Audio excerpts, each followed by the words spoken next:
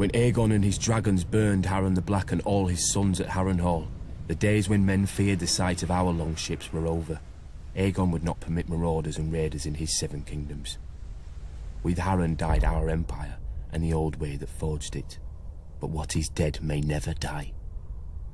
6 years after Robert Baratheon won his crown, my father, Balon Greyjoy, sought to restore our ancient rights. He declared the Iron Islands independent, and himself its king, and sent the Iron Fleet in a daring raid on Lannisport where they burned the Lannister ships at anchor, making us unchallenged in the Sunset Sea. This was the seed of our undoing. My eldest brother Roderick led a frontal assault on Seaguard, a town built to protect the mainland from us. After ferocious fighting beneath the city walls, he was slain by Lord Jason Mallister and his men defeated. By this time, Stannis Baratheon had brought Robert's fleet around Westeros, and somehow managed to trap the Iron Fleet at Fair Isle, smashing it. Robert's victory was now all but assured, yet we made him bleed for each island. Stannis Baratheon captured Great Wick, the largest of the Iron Islands, and Ser Barristan Selmy himself subdued Old Wick. Robert and Lord Eddard Stark led the main assault against the island of Pike. They razed the town of Lordsport to the ground before Robert turned his full fury on our family's stronghold. When they breached the walls, the first through was Thoros of Myr with his ridiculous flaming sword, followed by every minor lord of Westeros hungry for glory. My other brother Maron was killed when the siege engines brought down a tower on his head. I was now my father's only living son, and heir to the Iron Islands. When my father saw his cause was lost, he wisely conceded defeat to Robert, who otherwise would have pulled down our castle stone by stone with us in it. As my father said to me then, no man has ever died from bending his knee. He who kneels may rise again, blade in hand. He who will not kneel stays dead, stiff legs and all. As it stands, Robert allowed my father to keep his lands and title as Lord of the Iron Islands, King of Salt and Rock, Son of the Sea Wind, Lord Reaper of Pike, for a price. His last son and heir shipped off to Winterfell as an honoured guest. I would eat at the Stark's table and play with the Stark children. And if my father rebelled again, Lord Eddard Stark would take his sword and cut off my head. It would be his duty.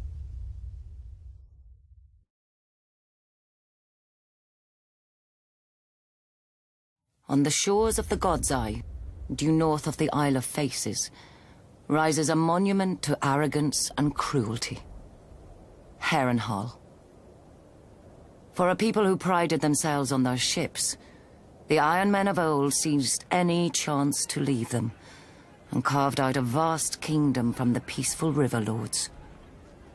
The empire reached its zenith under King Harren Hora, called the Black by those he terrorized, and by his own men, though they meant it proudly. King Harren enslaved the Riverlands to raise the mightiest fortress Westeros had ever seen. A castle that could garrison 1 million men, with walls so vast that winters would come and go, and besieging armies grow old and grey before the castle fell. 5 towers he ordered, reaching into the heavens like grasping fingers. A monstrosity which he forced our people to build for their own subjugation. But the very day the slaves laid the last stone, Aegon Targaryen and his sisters arrived in the south. When they arrived with their small army, Harren laughed and shut the gates. Harrenhal would have its first test, and an easy one at that. It failed. Harrenhal could have withstood an assault from all the armies in Westeros combined. But Harren learned that the tallest and thickest walls meant little to dragons, for dragons fly. With Harren and his sons dead, Harrenhal quickly surrendered to Aegon. House Tully then raised the River Lords in rebellion against the Iron Islands, and with Aegon we flushed the Iron Men to the sea. We should have torn down the castle stone by stone then, but Harrenhal seemed such a magnificent prize that Aegon gave it to one of his commanders, whose line then withered to extinction.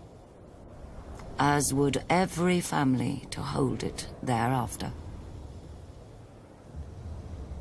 When many speak of Harrenhal, their voices drop to whispers about Mad Lady Lothson, who was said to send a giant bat to collect children for her crockpots, and to bathe in blood and serve feasts of human flesh.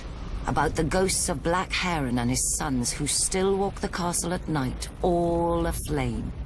Of the servants who went to bed in full health, and were found in the morning, burnt to ash. Mere stories to frighten wayward children and excite young girls, you may say. You would not be entirely wrong. Harrenhal is a prize. A nigh impregnable castle with enough land and enough income to make a man, at a stroke, one of the greatest lords in Westeros. But you would not be entirely right either.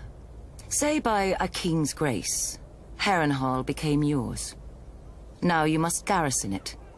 You must repair it and maintain it. Even stretched to the ends of your means, you cannot fill and manage the whole castle. So you retreat your household to 4 of the 5 towers, then 3, then 2, then only the bottom thirds of those. You close the whole of 100 hearths and take your meals in your rooms. Even then you can't shake the feeling of desolation, that Harrenhal and its vastness is devouring you.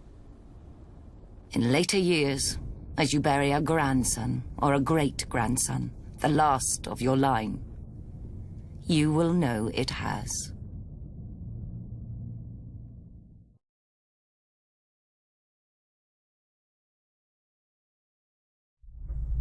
Where the North has its honor and the South its chivalry, the Iron Islands has its strength. We call ourselves the Ironborn, and we are warriors feared throughout the 7 kingdoms. Or so we used to be. Unlike their mainland cousins, the first men of the Iron Islands never bowed to the old gods. Theirs was the drowned god, who made the Ironborn to reave and sack and write their names in salt, steel, and song, that his enemy, the Storm God, could not wash away. We raised our kings from our own ranks, and used beaten foes as thralls to work our mines and farm our land. Or as salt wives, if a woman was pretty enough. Such was the old way, and while we followed it, we held sway wherever the waves were heard. When Aegon came demanding fealty, King Harren the Black ruled as far east as the Trident. Other kings like the Starks could kneel, but Harren was Ironborn, and the Ironborn must be beaten. In Harrenhal, he had the mightiest castle in Westeros, and the army to defend it. But Aegon did not intend a siege. He mounted his dragon and roasted Harren and all his sons in their tower, and the Old Way with them. Because of Harren's defiance, Aegon pushed the Ironborn back to our islands and gave the Riverlands to the Tullys. But he did allow the Ironborn to choose who would lead them. House Greyjoy had always been one of the greatest houses of the Iron Islands. We trace our descent from the Age of Heroes and the legendary Grey King, who took a mermaid to wife and made war upon the Storm God for 1,000 years. Blessed by the Drowned God, the Grey King fought and slew Naga, the great sea dragon, and took her fire for his own. This history made our ancestor Vickon Greyjoy the natural choice to lead the Ironborn after Aegon's conquest. For 300 years, House Greyjoy ruled the Ironborn. We styled ourselves Lord of the Iron Islands, King of Salt and Rock, Son of the Sea Wind, Lord Reaper of Pike. In truth, we were thralls. Our people still chanted, "What is dead may never die." But the Old Way had died. Until the Targaryens followed their dragons into the grave, and our Lord Father, Balon Greyjoy, rose against the new king, Robert Baratheon. He seized our ancient crown and sent our Iron Fleet against the Lannisters at Lannisport, burning all their ships before any could weigh anchor. Though Robert and Eddard Stark would later defeat him, they understood us no better than Aegon. The Greyjoy sigil is the Kraken. What it grasped once, it will never surrender. What is dead may never die, but rises again, harder and stronger.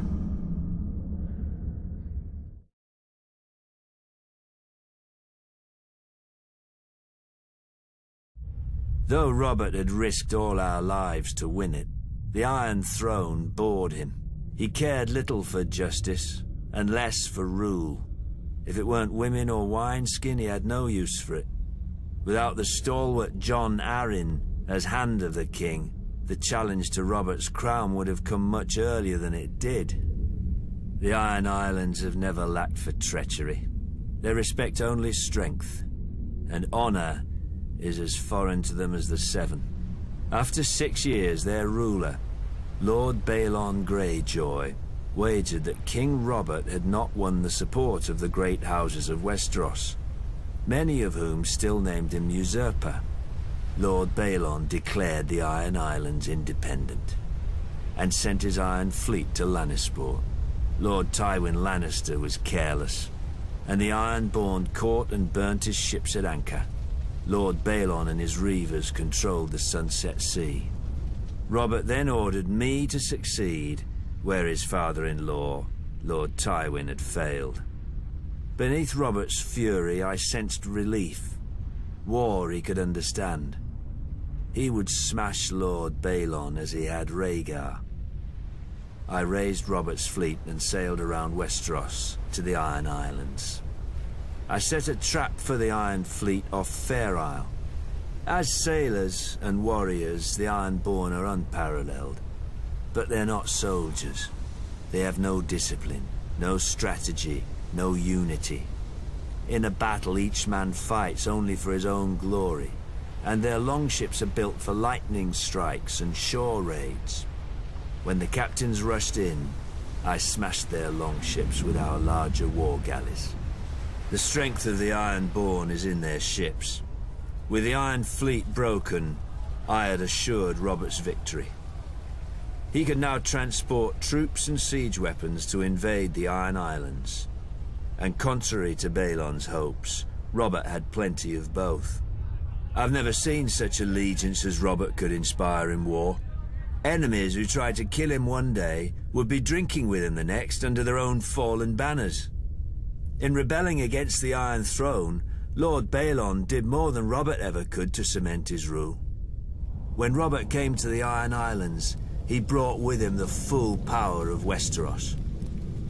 Sir Barristan Selmy of the King's Guard led the assault on Old Wick, while I subdued Great Wick, the largest of the Iron Islands. But Robert saved the seat of House Greyjoy, Pike, for himself and Lord Eddard.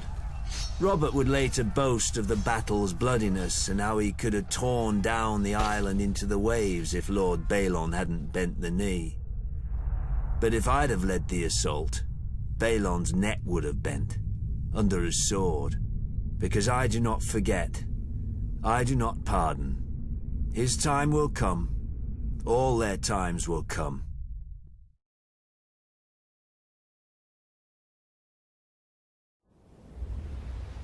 The Seven are gods of weakness and defeat, pretty chains that the first men kindly put on after the Andals crushed them, except in the Iron Islands. Since the Dawn Age, the Ironborn have followed the drowned god, who plucked fire from the sea and made us to reave and sack and carve our names in blood and song. When the Andals landed on the Iron Islands, they found a god who was father, warrior, and stranger, who took mother, maiden, and crone when he would, and held the smith in thrall. His priests are the drowned men, who are clothed and armed by the sea itself. They consecrate us to the drowned god through our most sacred rite, the drowning, and ask the god to raise us from the sea as he was, harder and stronger. The Ironborn do not fear the bloodiest battles or the roughest waves, for the drowned god taught us long ago that what is dead may never die. When an Ironborn falls, we say the drowned god needed a strong oarsman and took him below to feast in the god's watery halls, attended by mermaids. But even in death, an Ironborn is a warrior. We fight against the storm god, who holds a castle in the clouds, and sends the winds to lure the Ironborn off course or wreck our ships. It's said my legendary ancestor, the Grey King, waged war upon the storm god for 1,000 years. With the drowned god's help, he slew the great sea dragon Naga and used her bones for his haul. After his death, the Storm God tried to wash away any memory of this terrible foe, but his songs fill our halls to this day. It was the Storm God who first blew the Andals to the Iron Islands, to subdue us and turn us from our faith. True, they conquered and killed our king, but in time they forsook their septs for the shore, and their fat septons for the drowned men. The Andals came to us as conquerors. In the end, they drowned. The Ironborn are of the sea, as our God made us, and given to it as our God taught us. We do not fear the Storm God's winds or his waves, but you should, for they bring us to you.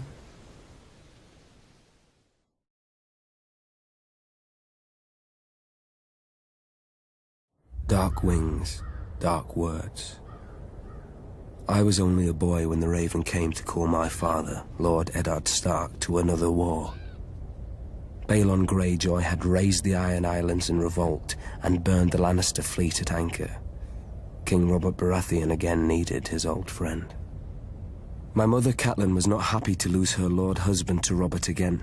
6 years before he had left her to avenge his father and brother against the Mad King. But now he had sons and daughters of his own, and, unspoken, another son who wasn't hers from the last time he went to war. My brother, Jon Snow. But she knew that in marrying my father, she had married the North. We hold our honor and duty as dear as our old gods. When the time came, my father marched south to restore peace and order to the realm. My father always told me the Iron Islands were a strange and dangerous place. Its people, the Ironborn, keep neither the old gods nor the Seven, and despise all honest toil. Their ancestors ravaged the western shores, raping and slaving and putting it to the torch, and their songs still ring through the halls of the Ironborn, while everywhere else they're whispered to wayward children at bedtime. Perhaps Lord Balon thought Westeros had not healed from the war against the Mad King, and was as fragmented and suspicious as the ancient kingdoms his forebears had terrorized. Robert's navy corrected him at Fair Isle when they smashed the Proud Iron Fleet. Robert and my father corrected him at Pike, his own castle, when they pulled down his towers and breached his walls. My father never liked to speak of his battles, but from other men I learned what transpired. Thoros of Myr was first through the breach with his flaming sword.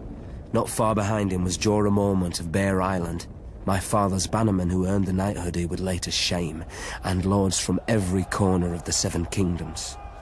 All day, through every passage in the castle, they fought side by side, my father with our ancestral sword Ice, and King Robert with his warhammer against a horde of axe-wielding Ironborn. In the end, Lord Balon bent the knee. King Robert generously allowed Lord Balon to retain his title and castle. The price of peace was custom. The only son of Balon's to survive his foolish rebellion would be taken as a hostage against future treasons. My father even volunteered to foster the boy himself, I suspect, to make Theon Greyjoy a different man than his father, who would bring honor and duty to the Iron Islands when he returned as heir.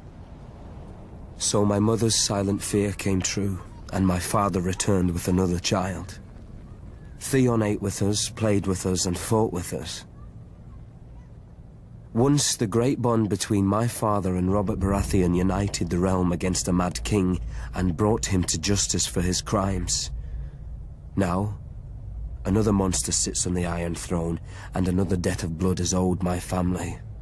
Theon is my murdered father's ward. I am my murdered father's son. Like my father and Robert, bound in blood, if not by blood, we are brothers.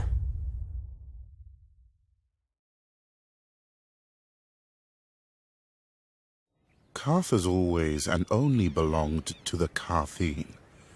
We were never part of Valeria's empire, nor have we ever fallen to a Dothraki horde. Our walls and the red waste outside them guard us from such annoyance. Many call the approach to our city the Garden of Bones. It needs little tending to grow. Our city, however, would be quite a prize for any empire. Qarth straddles two worlds, a greedy and curious west, and a rich and mysterious east. The marvels of Yiti and Ashai pass through our markets, and share berths with the riches of the free cities and Westeros. Our ports have fulfilled many a trader's dreams, almost as many as they have broken. We call Qarth the greatest city that ever was or will be. An easy claim to make if one knows only the docks and customs houses of other cities. An easy lie to swallow if a people see only the gold and jewels of their rulers, which we, the 13 who govern the city, are careful to ensure. The proud Qartheen shook off the yoke of unjust kings long ago, so they are told at festivals by the pureborn, the king's direct descendants who have controlled the 13 ever since. Only now, instead of scepters, they use ships. A merchant only remains on the 13 until the others are no longer afraid to deny him, or too afraid to deny his replacement. Except for the Warlocks, they alone hold a hereditary seat, a relic from when they had powers, or at least from when the world was younger and more easily duped. Over the years, we have developed an understanding with them. They shall always be welcome on our councils and at affairs of state, provided they never come.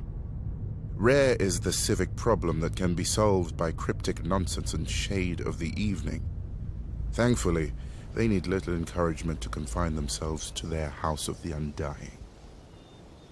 Yet perhaps we Qartheen are too confined ourselves. We feel safe behind our walls and our laws, which no visitor can hope to follow, and by which any citizen who vouches for a guest always pays with his life. But like a ship in the summer seas, a city grows becalmed without fresh wind. The greatest city that ever was or will be? An epitaph. I would prefer the greatest city that is.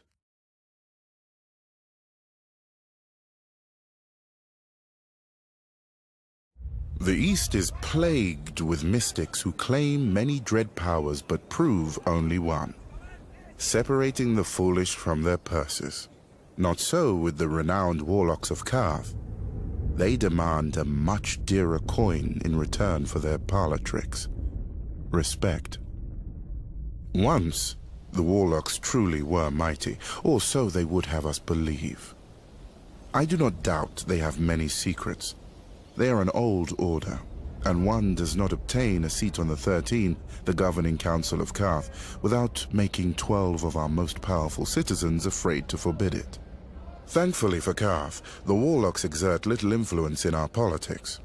They rarely leave the confines of the House of the Undying, a pompous name, but, I admit, a strange and dark tower. It is said that none who enter ever leave.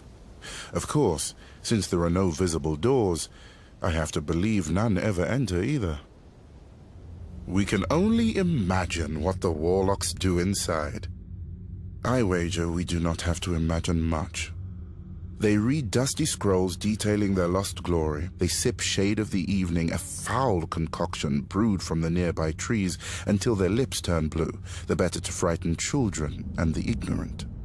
Stewing in their fantasies like an old soldier who drinks alone so no one may challenge their prowess. Whatever the warlocks may wish, their magic, like all magic, is dead in the world, if it ever existed. Though, one does hear strange whispers of late. Glass candles that have been cold for 100 years, now burning. Ghost grass, found far from the lands of the shadow. A Khalasar led by a woman with 3 heads. Trader's nonsense, most likely. But should the warlock's vaunted magic ever return, that would be a dangerous day for Qarth. I shall need to keep my eyes on them. Indeed.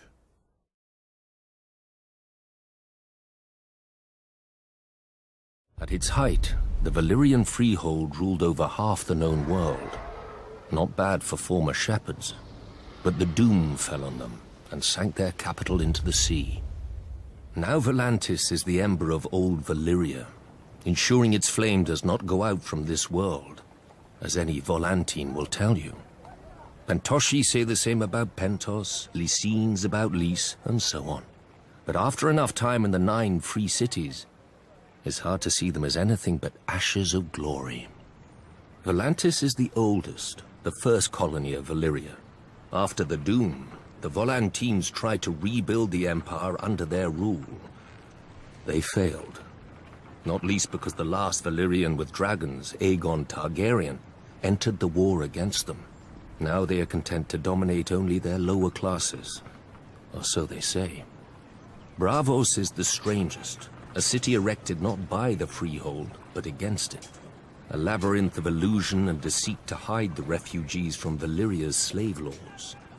After the Doom, the city emerged from the shadows to become one of the greatest banking centers in the world.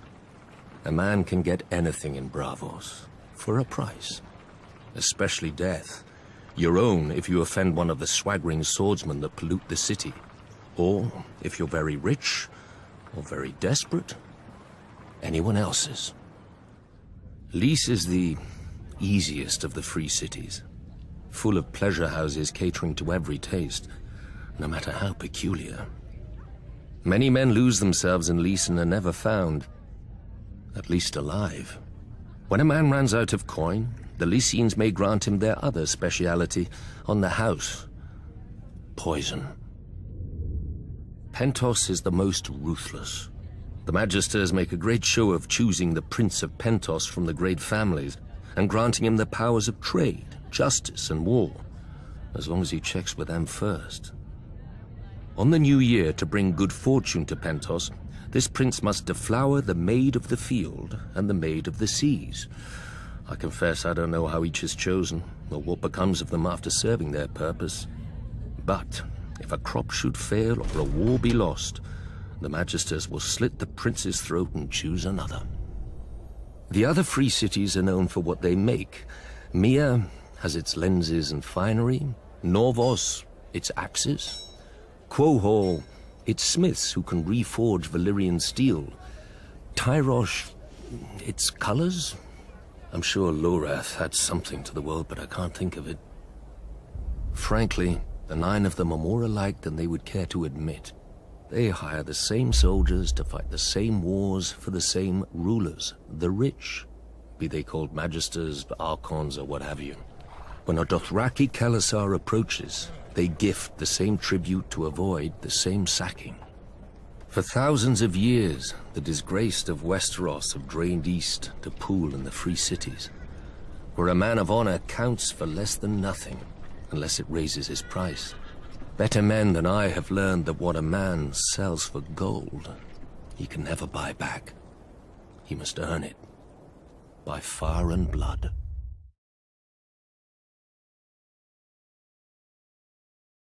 My brother Robert Baratheon had raised the banners of Storm's End, our ancestral castle, against the mad King Aerys. Jon Arryn of the Vale and Eddard Stark of the North stood with him, and Hoster Tully of the Riverlands would join. But their lands were far from ours, and separated by the combined strength of the West, the Reach, and King's Landing itself. Even Robert's own lords were against him. It was the hardest choice I've ever made. My brother or my king. Blood or honor. Aerys ruled by right of all the laws in Westeros. Everyone knew the price of defiance, but there are deeper, older laws. The younger brother bows before the elder. I followed Robert. Early in the war, Mace Tyrell's indecisive victory at Ashford cut Robert off from Storm's End. Instead of pursuing Robert and risking his record, Mace Tyrell turned east and laid siege to our home. His vast army and navy encircled us and prevented any resupply by land or sea. If a wagon tried to reach us, it was burnt. If a ship tried to land, it was sunk. We were locked in Storm's End to starve, but Robert commanded me to hold the castle no matter the cost. He could ill afford to lose his ancient seat, which had never fallen. While Robert smashed Rhaegar on the Trident, My men ate the dogs, because the horses had already been devoured. While the Lannisters sacked King's Landing, we ate the rats. If the smuggler Davos had not slipped through the Tyrell blockade with his onions, we'd have eaten our own dead. But I held the castle until Lord Eddard remembered us and marched to lift the siege. The Tyrells didn't even put up a fight. And Robert threw a feast to celebrate Lord Eddard's victory. I was sent to the Royal Island stronghold of Dragonstone to deal with Viserys and Daenerys, the last surviving Targaryen children. Before I arrived, however, they escaped across the narrow sea. Robert was furious. He stripped me of Storm's End and gave it to that prancing fool Renly, my younger brother. I could keep Dragonstone. Now Robert is dead, and a bastard pretender soils my throne while the realm fills with schemers and traitors. But the rightful king is coming for them all, and I will not stop until I have scoured this land clean of abomination. The Baratheons say, ours is the fury. I will show them. Fury burns.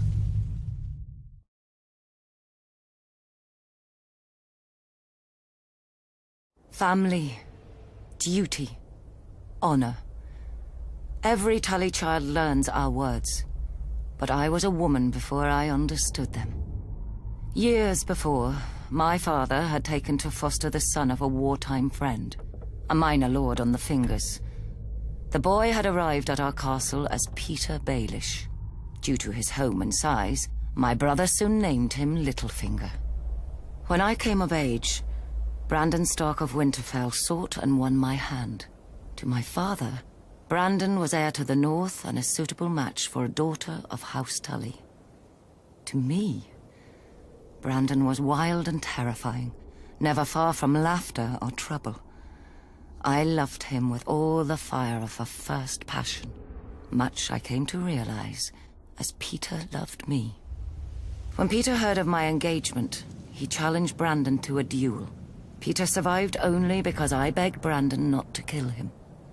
I still thought of Peter as family. Now, I wish I had let him die. Only days before my wedding, when I thought to be happy forever, Prince Rhaegar Targaryen abducted Brandon's sister, Lyanna. Hot-blooded as always, Brandon immediately rode for King's Landing to demand justice, which the Mad King Aerys Targaryen gave him, in his own twisted fashion. The day the Raven arrived with the news of my Brandon's death, I locked myself in a room and refused to eat for days, until my father reminded me of my duty. I was to marry Eddard, Brandon's younger brother, a man whom I had never met, though of whom none spoke ill, or spoke anything at all. Our union would cement an alliance of the North, Vale, Stormlands, and Riverlands in rebellion against the Mad King. I was a Tully. I did my duty. We were married quickly, and were spared only one night before he had to return to the field. I spent the war by the windows waiting for a raven to hear if my son would grow up fatherless or at all. We knew the price of defeat. I scoured the kitchens and washing rooms for any and all gossip. Robert had won and crushed the Mad King. Robert had lost, but Jaime Lannister was now king. Robert had almost won, but the Mad King had become a dragon and burned King's Landing to ash. At night, I told myself the war would end soon and bring peace. Either a victory or the grave. I was wrong. Robert won, and my husband avenged his brother and my love. But when he came home to me, he could not meet my eyes. I saw the reason by his side. Many men have bastards, I know. And under the strain of war, any man, no matter how honorable, may forsake his vows for a night of warmth that he may never know again. But Ned Stark was not built like other men. His northern honor would not let him sequester his shame in some distant holdfast. He brought this boy, this Jon Snow, home to raise with his true-born children. My children. Yet even these bitter memories are sweet now. They are all I have left of my Ned. Our family is broken and scattered, and our son must wage a war for the pieces. We need to go home. The Starks are of the north, and, like the snows of winter when they come south, they melt away.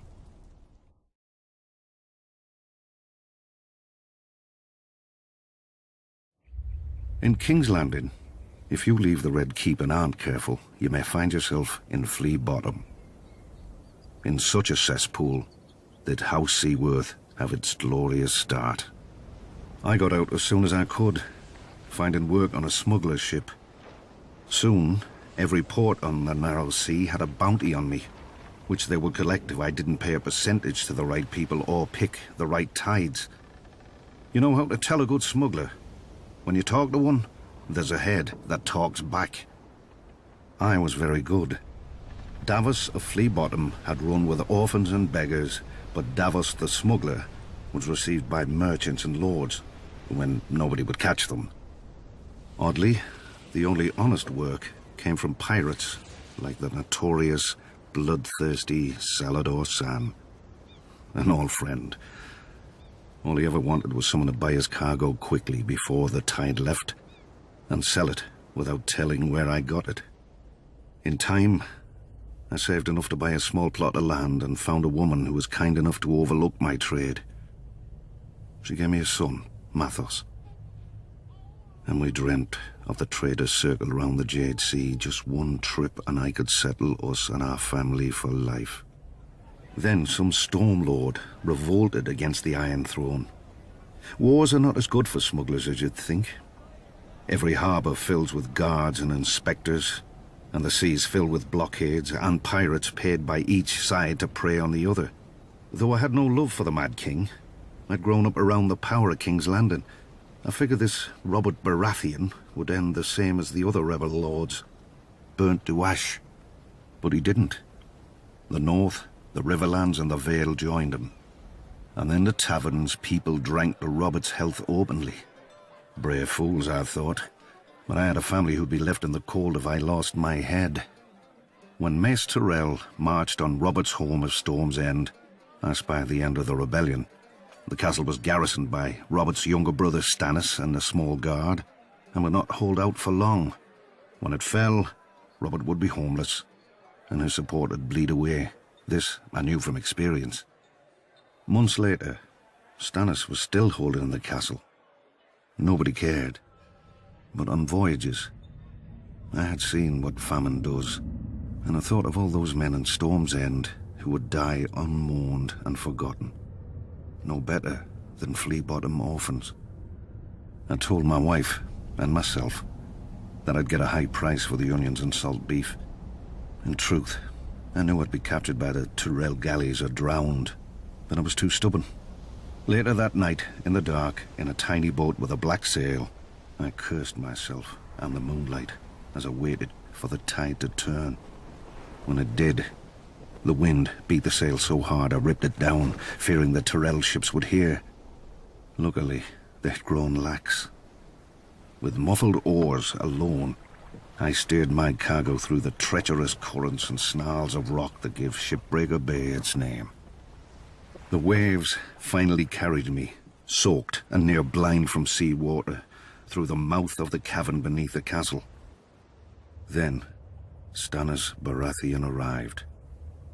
The siege had left him gaunt, but not weak, never weak. He greeted me and accepted my onions with cool courtesy, betraying no emotion, even as all wept. He doled out the food to his wife and each of his men before he ate himself, a portion no larger than any other. When he finally thanked me, I could see his mind had already returned to the castle's defense. His duty. After Ares fell and Lord Stark lifted the siege, Stannis summoned me. For my salvation at Storm's End, I was to be granted a knighthood, a keep of my own, and my son taken into Stannis' personal service. Davos of Flea Bottom had become Sir Davos of House Seaworth, and his son would serve the king's own brother. But for my previous crimes as a smuggler, I was to have the fingertips of one hand taken off above the highest joint. Stannis held that I had flouted the laws of the land for years, and a good act does not wash out the bad. In one fell swoop, or 5, Stannis gave my son a future and my family a name that I could never have imagined, nor earned on my own. I still keep the finger bones in a bag around my neck, to remind me what I was and what I owed to Stannis. For during my many years as a smuggler, I visited many ports, taverns and back alleys, and saw many things in this world, but never justice. Until Stannis.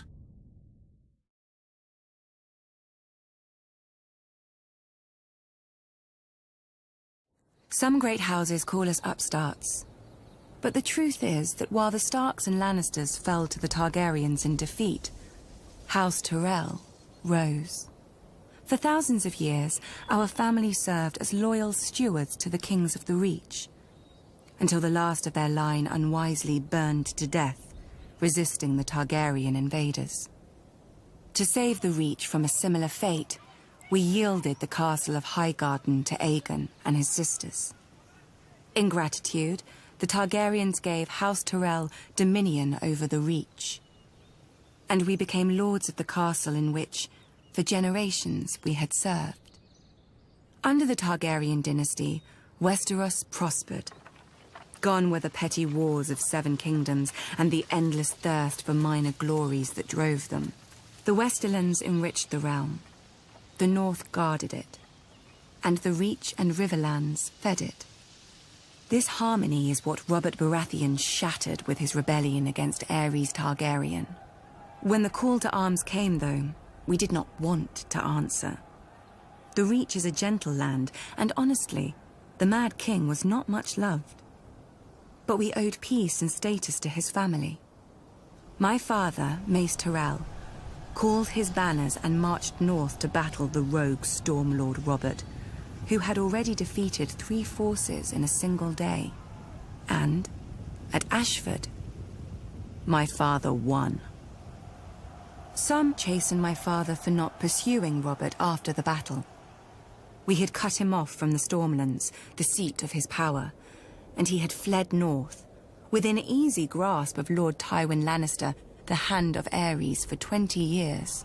My father moved instead to lay siege to Robert's ancestral stronghold of Storm's End.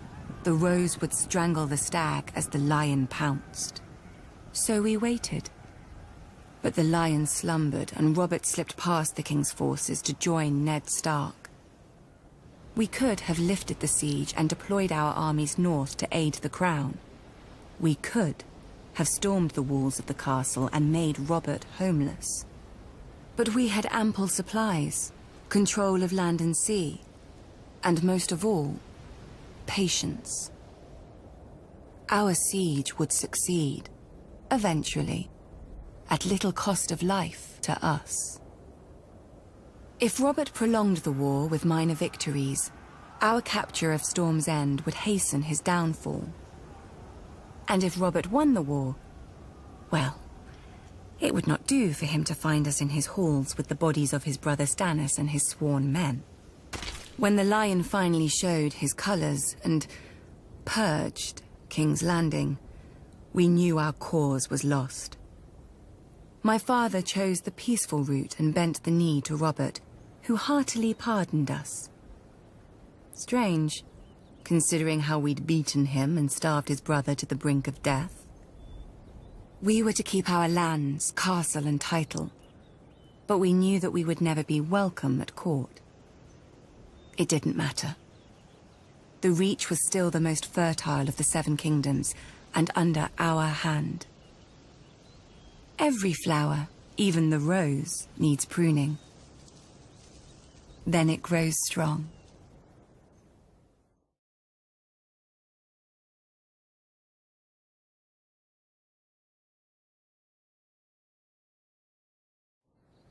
House Tyrell trace our descent to Garth Greenhand, the legendary first king of the Reach who made the land bloom. But so too does every noble house around us.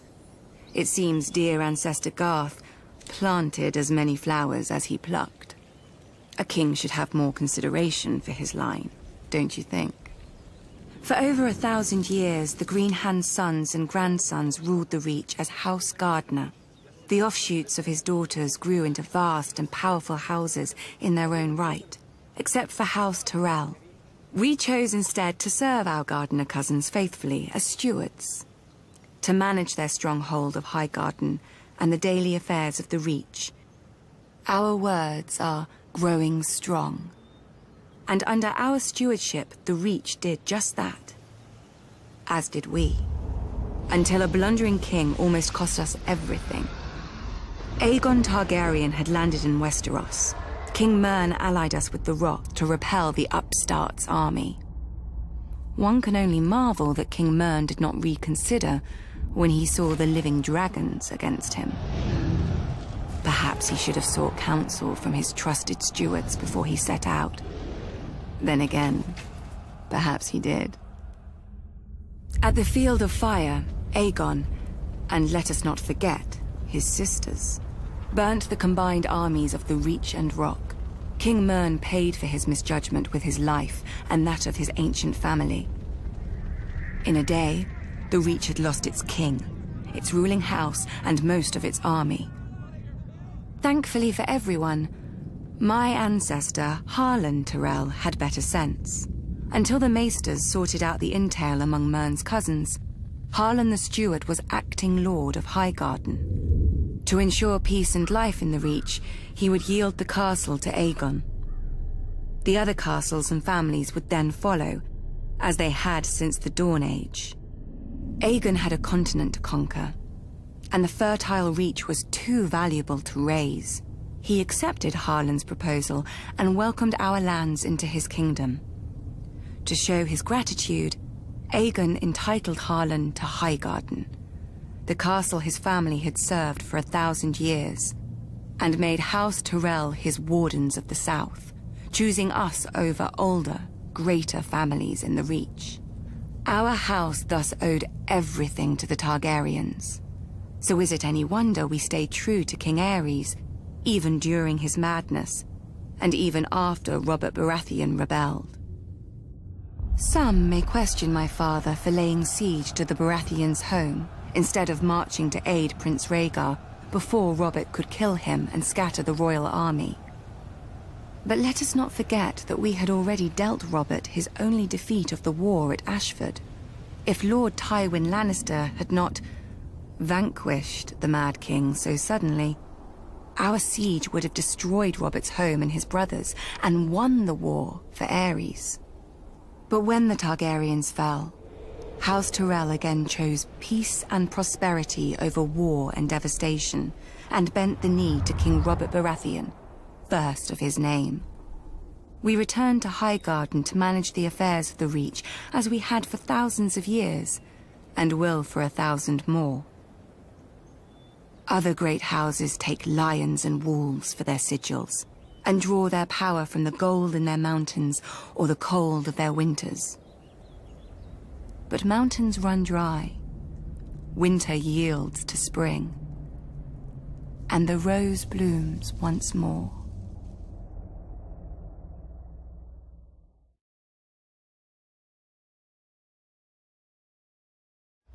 Nobody knows why the Targaryens first came to the island of Dragonstone. Old Valyria was then at the height of its power and the center of the civilized world, which ended at the Narrow Sea. Westeros was a filthy backwater with 7 kings squabbling over borders and minor glories. So much for progress. The island itself was and is nothing. It had no gold or gems to lure Valyrian nobility. All it has is rock. Mostly a shiny black stone, too brittle for war and too sharp for building. The Targaryens called it dragonglass. I call it useless. But the Targaryens managed to raise a castle here. Simpletons claim they used ancient Valyrian sorcery, forgetting that the Targaryens brought a small army with them from Essos. There's no magic in strong backs, though admittedly the castle is unlike any in Westeros. Foreign and strange. If the Targaryens ever regretted their barren outpost and longed for the comforts of home, the doom made their folly permanent. Valyria collapsed into the waves and was no more. To look east was to see the ruin of their homeland, the greatest civilization before or since. But to look west, as Aegon realized, was to see a fertile land ripe for conquest. Perhaps even a new Valyria. Though good for little else, Dragonstone was the perfect staging point for Aegon's invasion of Westeros. The Blackwater Bay granted easy access to the continent. The lands there were disputed by 3 kingdoms: the Reach, the Iron Islands, and the Stormlands. But their capitals were far enough away that none could mount a force before Aegon got a foothold, even if their kings had been able to stop bickering over whose problem he was. Then it was too late. Aegon had chosen his first camp well, with the bay to the east, the river to the south, and open fields to the north and west. His army would be impossible to take by surprise. A perfect site for an invasion, and one day, his capital city, King's Landing. The Doom had taught the Targaryens the prudence of refuge. After the conquest, Dragonstone became the seat of the Crown Prince and heir to the Iron Throne. It would serve them well, and me ill, 300 years later, after my brother Robert Baratheon rebelled against the Iron Throne and the Lannisters slaughtered the Mad King Aerys and his royal family. Robert dispatched me to deal with the last surviving Targaryen children, but before I arrived, a loyal knight smuggled them across the narrow sea to safety. Hatred for the Targaryens blinded Robert.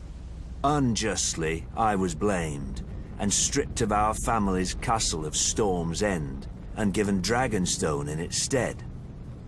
Over the years, whenever I demanded my rights restored, Robert would remind me of the island's royal pedigree and pretend he was doing me honor, as if I were one of his tavern girls to be so easily deceived and dismissed.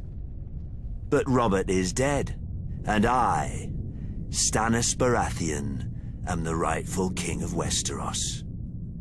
Let the usurpers and traitors sit on the Iron Throne. From Dragonstone, I will be the dagger at their throat.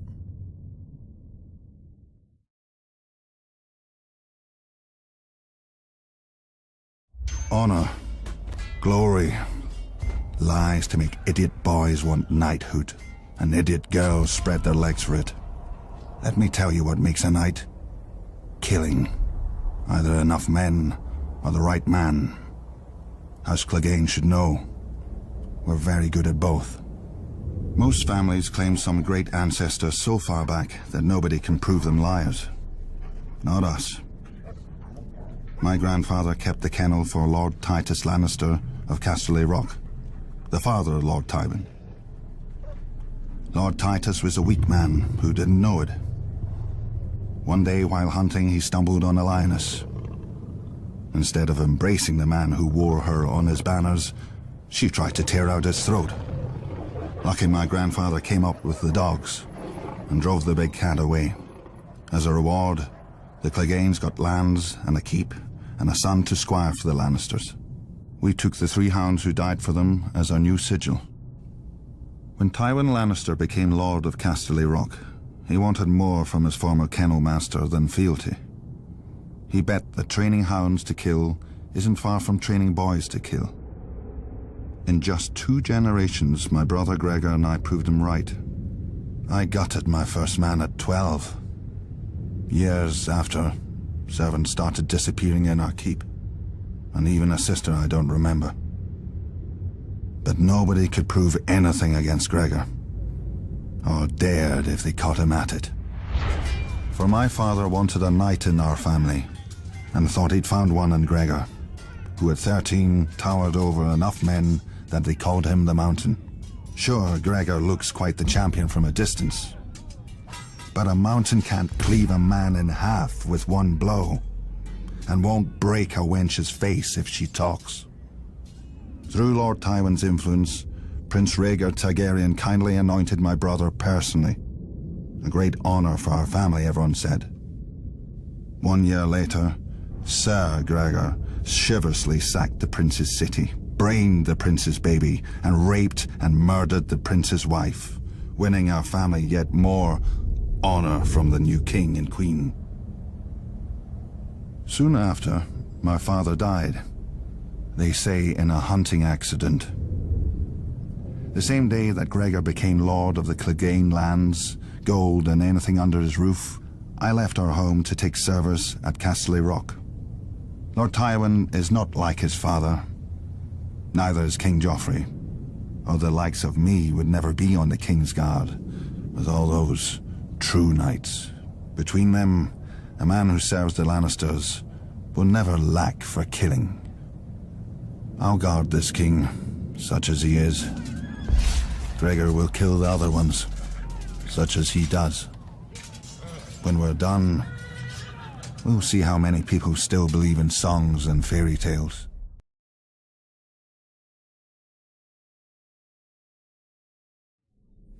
Dragons conquered the Seven Kingdoms, but to rule them, the Targaryens needed a less temperamental tool. When the great King Maegor saw the power of the Alchemist Guild, he blessed us with his patronage. In those days, we commonly transmuted metals and other wonders, but the king was most interested in our mastery of the substance, which those not of our order dub wildfire. A slight misnomer. To the uninitiated, the substance indeed seems uncontrollable. Water will not extinguish it, nor plate of steel repel it. Our order alone knows its secrets. In bare stone cells beneath the guild hall, our acolytes prepare the substance with utmost care and ancient magic. Apprentices then remove the jars to a secure storage. Overseeing its purity are the wisdoms, such as myself, who are adept in the alchemical mysteries. Should an acolyte prove unworthy and allow the substance to ignite, the ceilings are spelled to collapse and fill the room with sand. For once lit, only smothering or starvation will quench the fire. Many years did the Alchemist Guild serve the Targaryens faithfully, until we were beset on all sides by the envious, the Order of Maesters, who dismissed all learning but their own, and the charlatans who hucked green paint and worse in our names.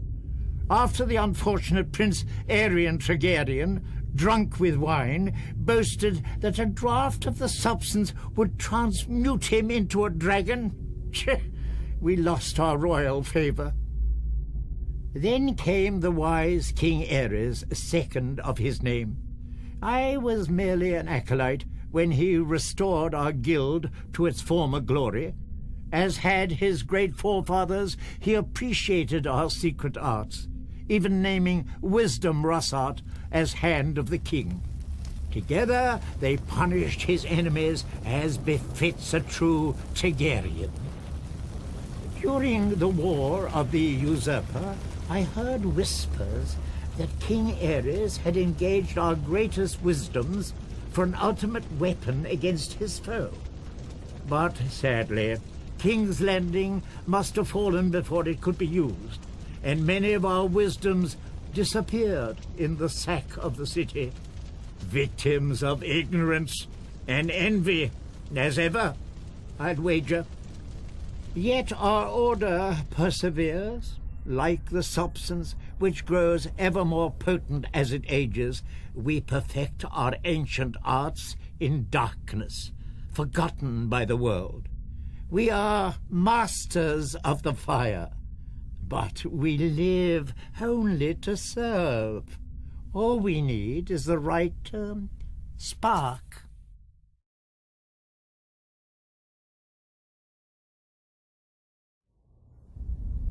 A long time ago, they say, some old southern king enslaved our giants by magic and forced them to build your famous wall.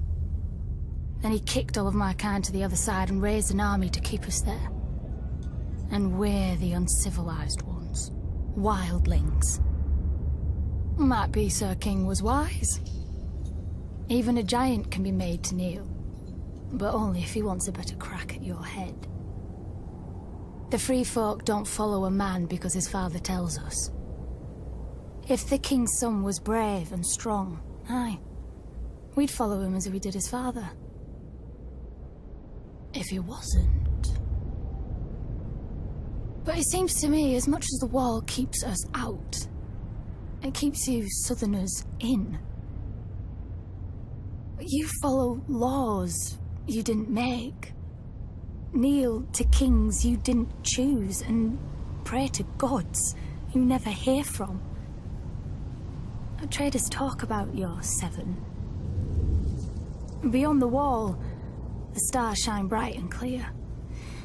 Any gods there aren't listening to the likes of men. Our gods are of the forest, in the trees that shelter us and the rivers that feed us. They gave the land for all of us to share. We fish, farm, and hunt where we will, when we need. If a man wants a woman, he has to prove he'll give her strong and cunning sons. Now, it's easy. When she tries to slit his throat, he don't let her. With the free folk, you get what you can take, and you keep what you can hold. No more. I wonder, even if my kind didn't hop over your wall, would he still set your Night's Watch to guard it? You southerners are rich. You always have more steel, gold, and daughters. I think you're afraid. If you've always knelt, you don't know what freedom is. And if you've not been beyond the wall, you don't know what fear is. You will.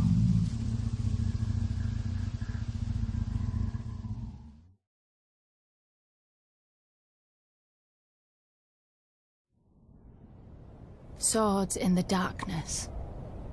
Aye. The Black Brothers of the Night's Watch are that, at least.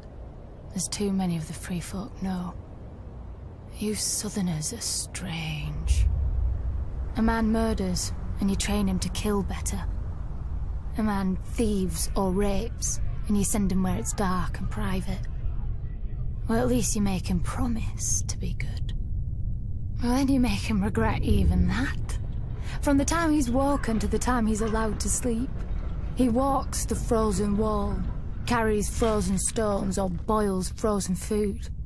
When he lies down at night, he can't have nobody to warm his frozen bed. Well, not unless the crows like to nest together. Do you think he remembers the stories they told him then? About when the White Walkers woke in the land of always winter, and how the wall and the Night's Watch were raised to stop them the next time. Never mind trapping us on the other side. We free folk have our stories too. About how one of your king crows found something cold in the woods, with bright blue eyes. How he brought her home, through your wall, and declared himself Night's King. 13 years he and his queen ruled over his brothers, making sacrifices as black as their cloaks. Lucky for you southerners, the free folk rallied to a king beyond the wall, as we will when need be, and marched on the ancient castle he'd taken for his own, the Night Fort. With the help of the Starks, we killed the demon and cleansed your precious watch. And then they thanked us, and kicked us back across the wall, as you always have. Gendel, Raymond Redbeard, the Horned Lord, each chosen as a king beyond the wall, each promising victory. and all falling to the Night's Watch and the Starks. But this time is different. Our new king knows your tricks. You called him a brother crow once, but he never forgot his wings. We know how you think. We know where you're weak. Watch for us from your wall if you like. With the cold, you won't even feel the blade slip into your back.